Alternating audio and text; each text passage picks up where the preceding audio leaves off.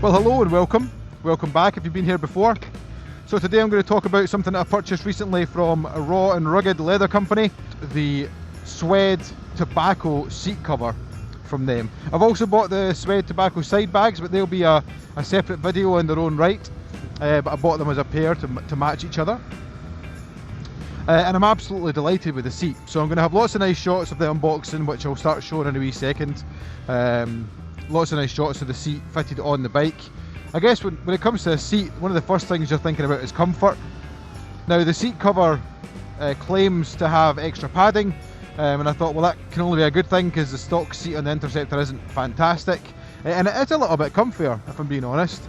Now I've actually had a couple of different ideas for seats. I bought the Continental GT 650 touring seat, premium touring seat, thinking that would be significantly comfier for me, and I found that it was just a bit comfier. In long journeys it made no real difference at all. Shorter journeys, and maybe the first half an hour of a journey, it was a bit comfier for sure.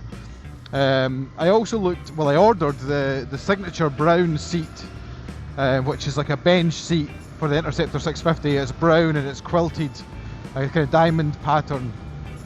It looks really nice, but well, first off, I ordered it from eBay. It didn't arrive. The order got refunded.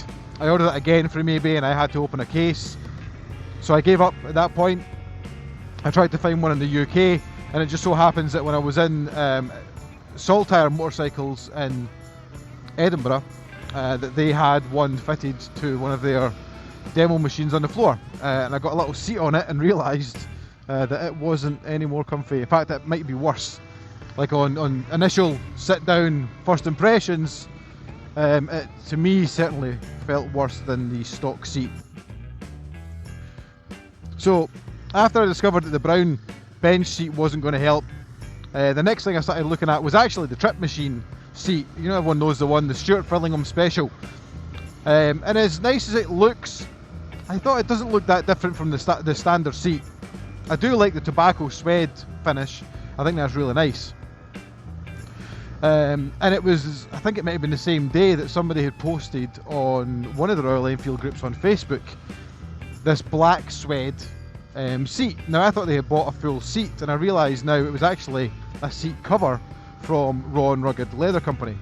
So I almost immediately went on their website and I ordered the seat cover in the tobacco suede. So my recommendation is, if you're looking for a new seat purely on looks alone, my recommendation is buy this seat cover. I really do think that for £60, which is what I spent, £60 UK, that's maybe what, $70 US. I have no idea how many Indian rupees that is or any other currency. Google can figure that out. It's 60 Great British pounds, and I've never spent £60 better in my life. It looks fantastic, it's great quality, it's a little bit comfier than the stock seat was, which is, you know, always a nice thing. And I couldn't be happier with it. I think it's absolutely fantastic. What I think is really worth talking about is the service from Raw and Rugged, particularly Sid at Raw and Rugged. The day I placed the order, I actually ordered just the seat cover in tobacco suede, and I ordered the side bags in tobacco leather. Sid emailed me and said, hey, I noticed you bought the tobacco suede seat cover. Would you like the side bags in the tobacco suede? Personally, I think that's what looks best. They'll match each other really well. I'd say, well, if there's no extra cost, then sure, send me a picture over. I think he sent me a picture already actually, and it looked really good. And I said, well, look, if there's no extra cost, then absolutely, I'd be delighted to have them in the suede as well. He said, well, actually, there is a slightly extra cost. They're a little bit more expensive, but don't worry about it. We'll send you them same cost, which I thought was fantastic. So I was really happy with that. There was no need for him to do that. If he had said, hey, they're £10 more expensive, I probably would have happily paid the £10. But the fact that he just said, look, do you know what, no extra cost, I just think it's phenomenal service. And the fact that he even reached out to me in the first place, to be honest, that was really win number one, was he reached out and said, look, I think there's a better option for you, which, you know, that kind of service doesn't go unnoticed. Now, I did have some delays in the shipping. Everything was dispatched. I had a tracking code for the shipping and all that stuff. But after about 7 or 8 days, I hadn't seen that being updated. I contacted them by email and had said that actually looks like the item has been lost in the post, and they'll try and get another one sorted. Now, I was a little frustrated. Now, just some background, remember, I've had 2 orders of seats on eBay that haven't been fulfilled. One was cancelled by the seller after a week, one was refunded when I questioned if it had been dispatched after 2 weeks. So to have this other issue again, I got really frustrated. I said, do you know what, just cancel it, it's fine. And he came back and said, look, I really don't want for you to have to cancel it. We will cancel it if you want. I don't want you to have to. Here's what I'm going to do. I'm going to package it all up. I'm going to take some photos. I'm going to give you your tracking information. He said, look, all we're asking for is your trust that we'll get this sorted. So I said, you know what? Okay, fine. Let's go for it. And this time around, no issues at all. Smooth sailing, tracking numbers straight away.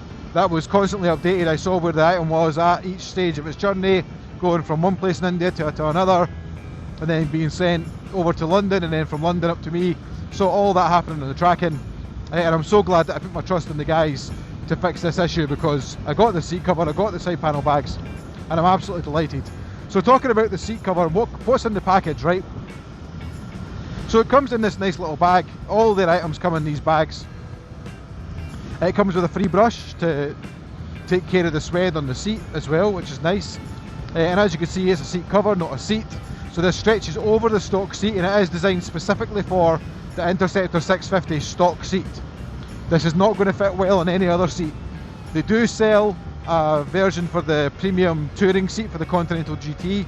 I do believe they sell a version for the single seat for the Continental GT. I think that's all, but you can check their website to be sure, because I'm sure they'll be coming out with new products as well from time to time. So but this is just for the stock seat on the Interceptor 650. It fits absolutely perfectly. So there's some Velcro straps that you strap things in to make sure that it's all positioned well. Then you tighten it up with a little rope, standard seat cover stuff, but far better quality than seat covers that I've seen in the past. Like significantly better quality than I've seen these seat covers, especially the ones you buy off Amazon and eBay and stuff like that.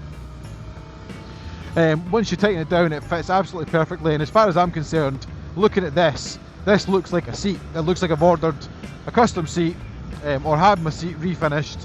I think it's phenomenal quality, especially for the money. I mean, even if I'd spent £150 on this, I think I still would have been quite impressed with the quality.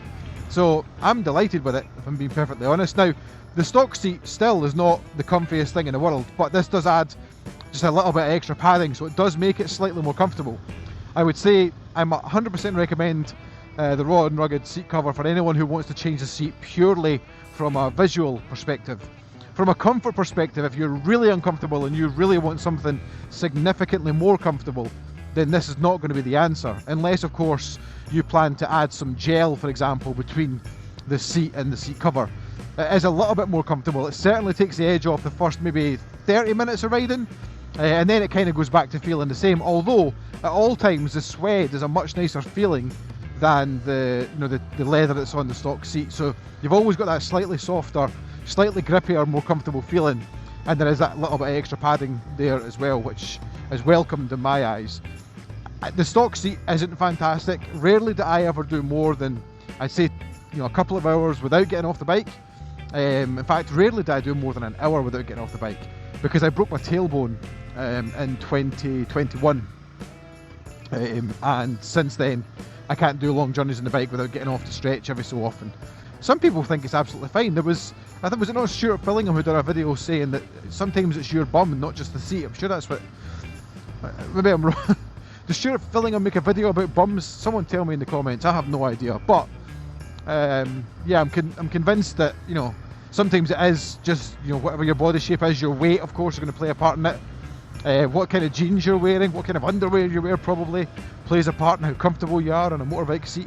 It's not luxury, but it's certainly not unbearable, and with the Raw and Rugged seat cover, I actually think it's fine. So in terms of looks, I think it looks absolutely stunning. I love this tobacco suede. You can really see there's a lovely soft suede as you brush your hand back and forward. You see the the light and the texture and the pattern start to change in it, which is really satisfying. Now it's not waterproof, it's water resistant. I think they say up to 90 minutes.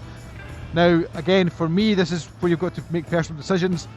I'm only out in the rain if I get caught out, right? I don't go on massive long tours on my bike. I do plan on starting to do a couple of little, you know, camping weekends and things here and there, but most of it for me will probably be weather dependent. I've done commuting in all weathers. I've commuted in the snow and in the ice all year round. I don't need to ride my bike in that kind of weather anymore, and for that reason I don't do it. I've got no interest anymore in going out and getting soaking wet, freezing my peanuts off on a motorbike, getting to work with icicles hanging out my nose and all that kind of stuff.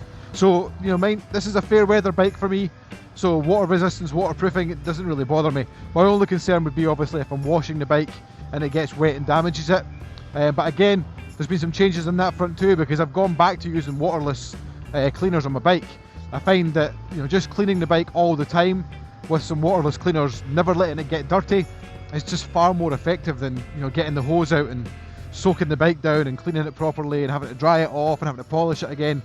You know, a waterless wash and wax every time that I ride the bike, and then, you know, if I don't ride the bike for a couple of weeks, I'll probably go out and do it maybe, you know, maybe once a week. I'll go out and give it a quick wipe down and stuff in the shed. Keep it clean. If it's never getting dirty, it never has to get a proper clean. And as long as it's not dirty, the waterless washes are perfectly safe to use on the finish without damaging it. So that's what I've been doing of recent. So the bike's really not getting wet.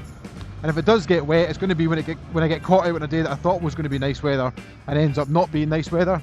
And it does say that it is water resistant for up to 90 minutes, so that it should be taken care of there. I would highly recommend, if you're just looking to get a nicer looking seat than the stock seat in an Interceptor, I would say just go and buy this, because you're talking £60, free shipping worldwide, and it's absolutely fantastic. Now I paid for this with my own money. Raw and Rugged have been very nice to me and given me great service, but I can assure you I have more integrity than to give them a false review for that reason. I would be perfectly honest. If I didn't like it and I didn't think you should buy it, then I wouldn't be saying this. I think it's the best £60 that I've ever spent on my bike, that's for damn sure. I could have spent twice that much, I would still have thought it was a bargain. It's absolutely brilliant. The side panel bags are fantastic as well. I have done a video on them previously. I will do another video on these ones, just to keep things updated, keep things fresh, and the fact they're a little bit different in the suede finish than the leather one that I had before. So I will do another little video on them, so look out for that one coming soon. But for now, thank you for watching, take it easy and ride safe.